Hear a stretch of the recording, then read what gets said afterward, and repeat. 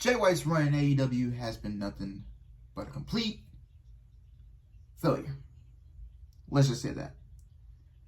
The bad booking on top of the injuries is really hurting this man at the moment. And if you go back and think about it, ever since he first came into AEW, he was booked very decently. All the way up until Full Gear 2023 when he faced MJF for the World Championship and he lost that match. He had his Bullet Club guys winning the Bang Bang Gang, Juice and the Guns. And I believe it was a 3-on-1 because I don't think one of them was involved in it. I think Juice was out with an injury, or one of the Gun Brothers was out with injuries. That whole faction has been hit with a lot of injuries lately, and it's been like derailing their momentum. I think one of the Gun Brothers is currently injured at the moment. Juice just got back from an injury. Juice was out for a while, and now Jay White is now dealing with the injury. But yeah, it was a 3-on-1 advantage, bro. And I cannot lie, it still irks me to this day how this man did not beat MJF at Full Gear in 2023 when MJF was the world champion. And MJF's run started to go downhill once the man turned babyface. And I thought Jay White was going to be the perfect guy to take the championship off MJF. But nope, they kept the title on MJF. And he beat Jay White with Jay White having a 3-on-1 advantage. I thought that made him look stupid. And that was one of the worst booking decisions AEW has ever done in their 5-year history of the company. 6 years of the company. So yeah.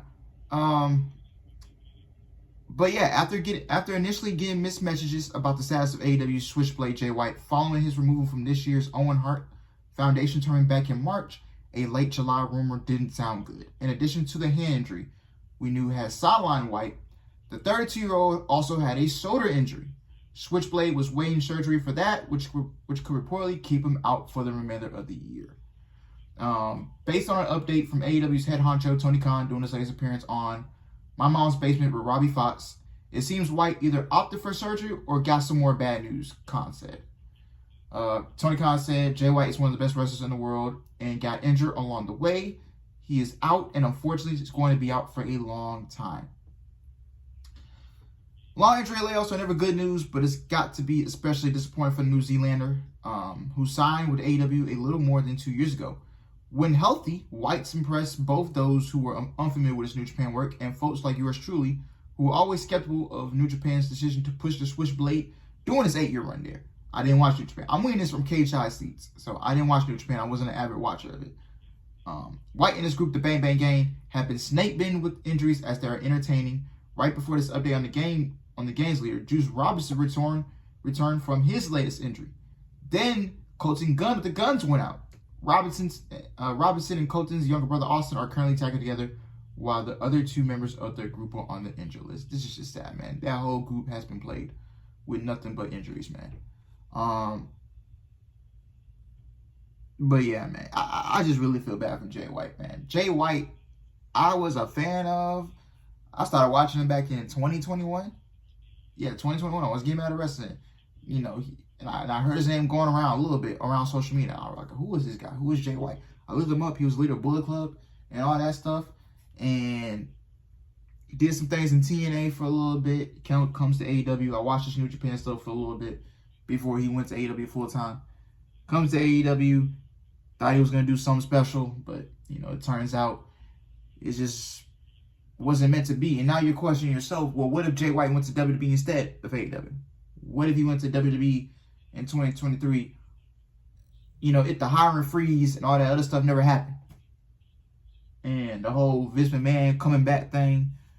And, WWE was getting ready to sell the company and to TKO. What if all this stuff what if it never happened? What if Triple H took over? What if the TKO stuff didn't happen? What if the hiring freeze didn't happen? Do you think we would see Jay White in WWE? Yes, I think if Jay White was in WWE, he would be one of the top guys on the main roster. I'm not even joking. He probably spent a little bit down at NXT. He would have been the NXT champion. And if he came to the main roster, I could have seen him as a main event guy over there. I could have seen him as a main event guy, along with Cody and Roman when Roman was around more often. Nowadays he isn't, because he's on, he's going on his yacht, he's filming his movies. But yeah, he could have been a main event guy with Cody and Randy and who else? Seth Rollins. I wouldn't lie to you, bro. I'm not gonna lie to you. I would have been down to see Jay White versus Seth Rollins, Jay White versus Cody Rhodes, Jay White versus Roman Reigns. I would not be lying to you if I didn't. I would be lying to you if I said I didn't want to see those matches. I would be lying to you. But no, his whole AEW run has been derailed by bad booking and the injuries. And this is not his fault. It goes on the booker. It's like they don't know what they're doing. You feel what I'm saying? Has he even won you gotta make sure. Has he even won a championship in AEW? I don't think he has, bro. But I think I legit think he should have. He was a trios champion. That was it. I felt like he could have used a run as a TNT champion. He could have used a run as back then when it was the international champion. Dog, definitely could have used the run as the tag team champions with Juice Robinson. Definitely could have used, bro. He could have made it look good. That's just crazy, bro, how WWE, they just failed to, AEW. They just failed to, really just capitalize on the names that they bring in. Like, they bring Jay White in. They do nothing with him except give him trios titles. They bring, who else came from New Japan AEW? They bring Okada in, right? Okada, I really couldn't really get behind. I can't really get behind his booking if you're thinking about it. Like with Okada, you just can't really get behind what he's doing. Now he's in this stuff with the Don Callis family. It's like, bro, you can't even. This man beat Kenny Omega. He's facing Swerve. I'm thinking to myself, why does Don Callis have to be involved in everything that Kenny Omega does? Like, what are we doing? You get what I'm saying? Like, what are they doing with Josh Alexander? They got him in the Don Callis family. I'm like, bro, the Don Callis family is literally a fucking downgrade. I'm gonna be honest, bro. Really being honest.